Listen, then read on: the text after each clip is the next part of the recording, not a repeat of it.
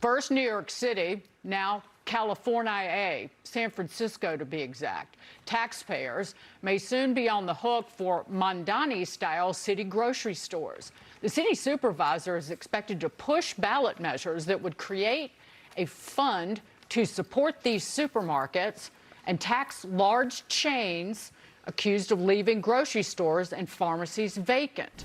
The price tag remains unclear, but the city supervisor is crediting Mamdani for the idea, saying that the New York City mayor, quote, led the way with bold solutions to food insecurity.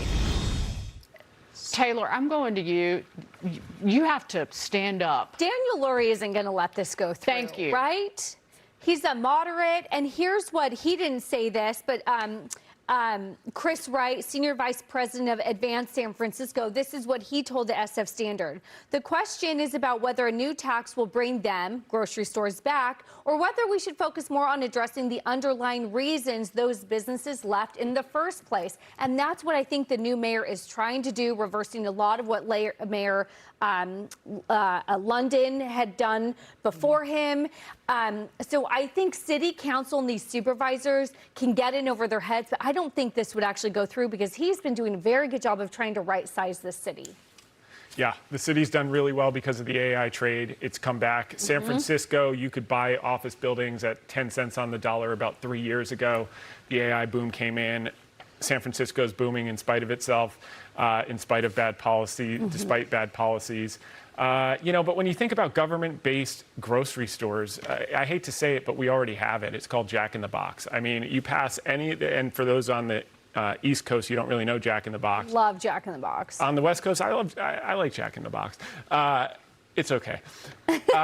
Every window says, EBT accepted here. So effectively, the government has made a lot of private businesses government grocery stores, whether it's the fast food chains, whether it's the Walmart with the food stamps. So the idea that they can outprice Walmart, who's buying in huge volume, and Kroger, who's buying in huge volume, who've been doing it for decades upon decades, is foolish. I think the system they have in place is correct. If you want to provide a security net, which is fine, have that money be best spent with efficient purveyors of the desired goods. So fast food, you think we should give public money so people can go buy Coke and hamburgers? Not in my What do you think, land. Lydia? It is.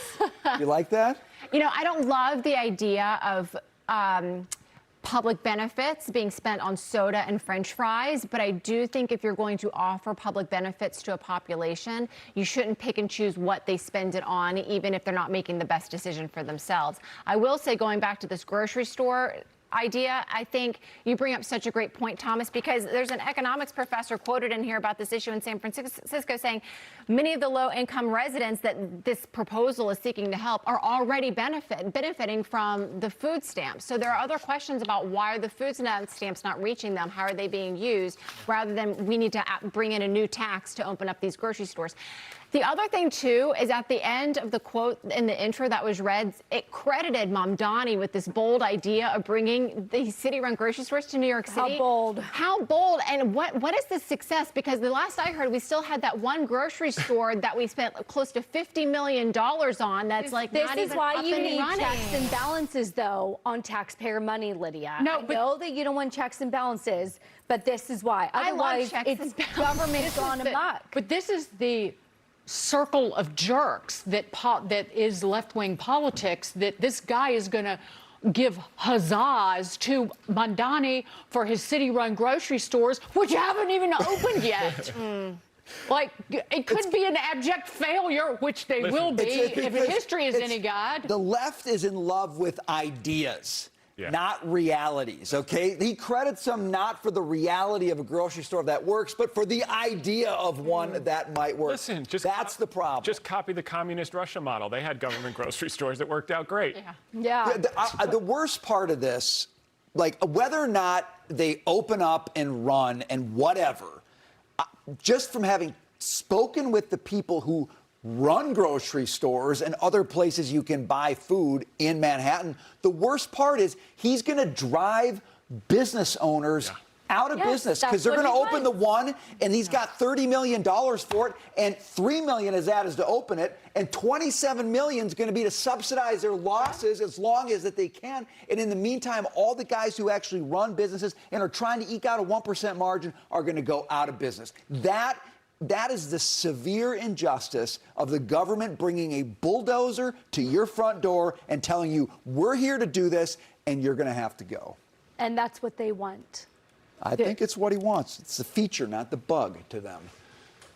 San Francisco right now is a testament to the magic of innovation and the private economy, because the real estate is on fire in San Francisco because of artificial intelligence, and that is all just created from just the minds and the entrepreneurship of people in that part of the country.